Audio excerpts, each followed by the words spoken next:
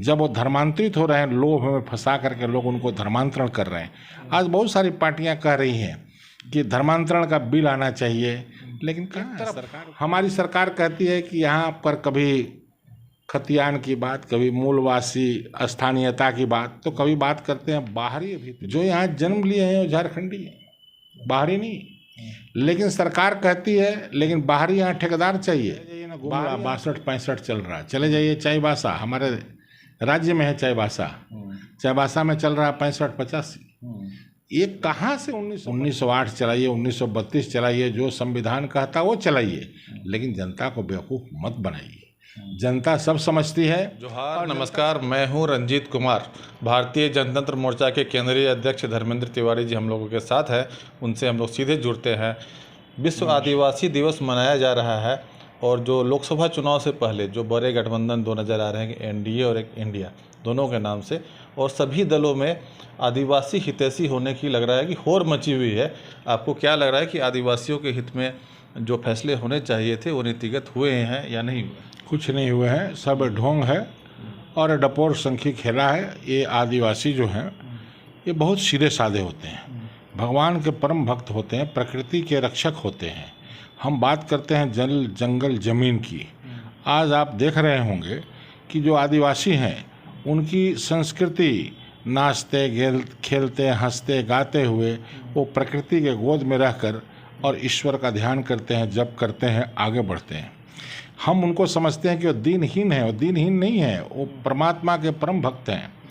आज हमारी सरकार विश्व आदिवासी दिवस मना रही है, विश्व आदिवासी दिवस मना रही है, लेकिन जो धर्मांतरित हो रहे हैं गरीबी के कारण, उनको शिक्षा नहीं दे पा रही है सरकार, चिकित्सा मुहैया नहीं कर पा रहे हैं उनके लिए, उनको रोजी रोज़गार की व्यवस्था नहीं कर पा रहे हैं, उनके जल जंगल ज़मीन की हम बात करते हैं उनकी हम रक्षा नहीं कर पा रहे हैं। तो ऐसे सरकार का क्या मतलब, और ऐसे दिवस मनाने का, महोत्सव मनाने का क्या मतलब, जब वो धर्मांतरित हो रहे हैं, लोभ में फंसा करके लोग उनको धर्मांतरण कर रहे हैं।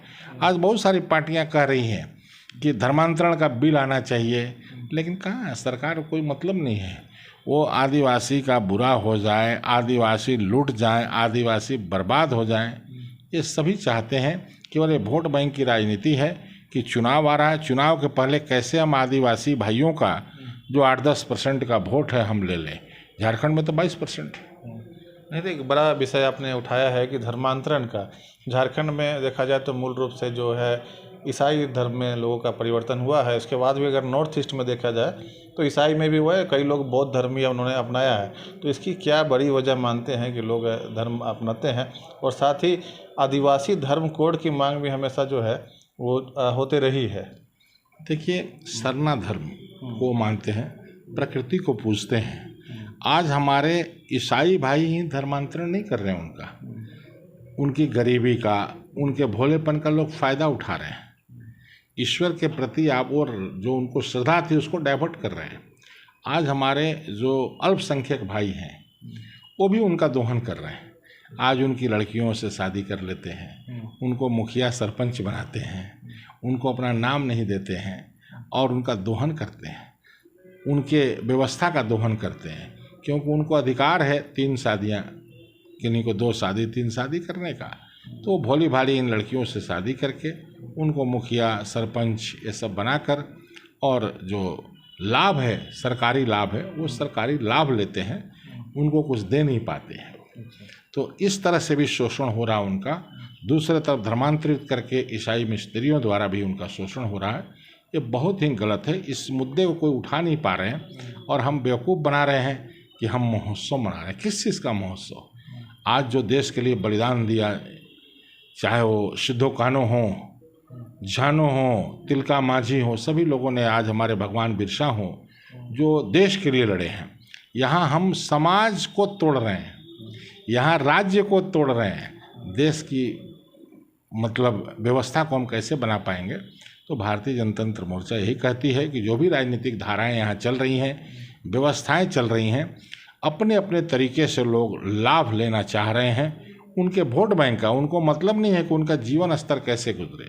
आज यहाँ से रांची राजधानी है, यहाँ से 20 किलोमीटर दूर चले जाइए, हमारे आदिवासी भाई बहन जो गाँव में रहते हैं उनको बिजली नहीं है, उनको पानी नहीं है, मूलभूत सुविधाएं हैं, वहाँ किसी तरह का उनको उपचार नहीं मिलता है, चिकित्सा की व्यवस्था नहीं है और नहीं शिक्षा की व्यवस्था है। आपको देना है फ्री बिजली मत दीजिए भाई साहब, आप शिक्षा दीजिए, शिक्षित करिए उनको।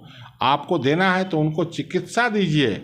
यही दो चीज़ दे करके मिशनरियाँ शिक्षा और चिकित्सा दे के उनको लोभ में फंसा करके धर्मांतरण हो रहा है उनका, यही कारण है।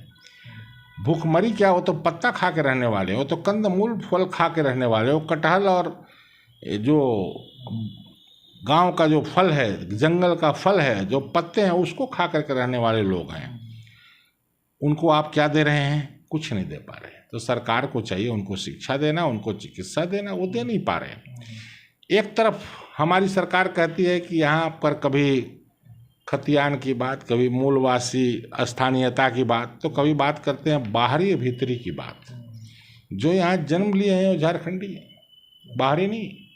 लेकिन सरकार कहती है लेकिन बाहरी यहाँ ठेकेदार चाहिए, बाहरी यहाँ सप्लायर चाहिए, बाहरी यहाँ नेता चाहिए राज्यसभा के लिए, बाहरी यहाँ सब कुछ चाहिए। लेकिन यहाँ बेवकूफ़ बनाने के लिए, जनता को गुमराह करने के लिए क्या चाहिए?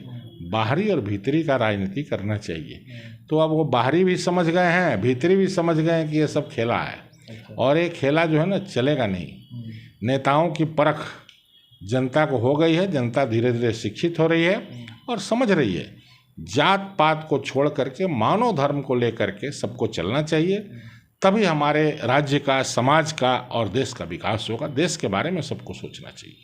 तो अभी तो झारखंड में देखा जाए, आप कह रहे हैं कि बाहरी भीतरी का मुद्दा नहीं चलेगा, लेकिन चल तो वही रहा है। हर कोई पार्टी जो है, चाहे सत्ता पक्ष हो या विपक्ष हो, जिसमें भी कह रही है 1932, कांग्रेस भी कहती है 1932, और यहाँ तक कि बीजेपी भी कह रही है कि 1932 हमारे बाबूलाल जी ने पहले लागू करने का प्रयास। आप चले जाइए ना, गुमला 62-65 चल रहा है, चले जाइए चाईबासा, हमारे राज्य में है चाईबासा, चाईबासा में चल रहा है 65-85। ये कहाँ से 1932 चलेगा? 1908 चलाइए, 1932 चलाइए, जो संविधान कहता वो चलाइए, लेकिन जनता को बेवकूफ़ मत बनाइए। जनता सब समझती है और जनता सबको जानती है, जनता सब देख रही है। जनता 1932 खतियान, स्थानीयता का खतियान आप यहाँ लेंगे, संविदा पर लोग सब बाहरी, आप बोलेंगे कि हम यहाँ के लोगों को नौकरी देंगे। कितना बड़ा घोटाला है संविदा में, ये सबको मालूम है। हमारे यहाँ IAS फंस रहे हैं, ईडी छापेमारी कर रही है, 400 एकड़ ज़मीन का हेरा फेरी हुआ। तो हम तो यही कहेंगे कि हमारे आदिवासी भाइयों का ज़मीन तितर बितर हुआ, अपने तरीके से लोगों ने पेपर बना के बेचे, तभी तो ईडी इतनी बड़ी कार्रवाई कर रही है। और ईडी के गिरफ्त में आज 2 हैं, कल और 2 होंगे, कल और 2 होंगे। जो रक्षक है वही भक्षक हो रहे हैं। जो IAS हैं, IPS हैं, उन लोगों का नाम आ रहा है, जो रक्षक हैं हमारे। और जो नेता हैं, जनप्रतिनिधि हैं, वो कौन सा फार्मूला उनके पास है कि उनका 500 गुना, 600 गुना, 1000 गुना धन बढ़ जा रहा। अभी वो दे रहे हैं कि हम 5 रुपया के आदमी हैं, और जहाँ चुनाव लड़ रहे हैं, मंत्री बन रहे हैं कि वो 500, वही 5 रुपया उनका 500 रुपया हो जा रहा है। तो कौन सा उनके पास मशीन है भाई? कौन सा उनका बेटा इंजीनियर है, डॉक्टर है, डेली प्रैक्टिस में पैसा आ रहा है, कि कैसे उनका धन बढ़ रहा है? तो हमारे देश को, हमारे राज्य को और जो भी लोग हैं उनको सोचना पड़ेगा, जनता को सोचना पड़ेगा।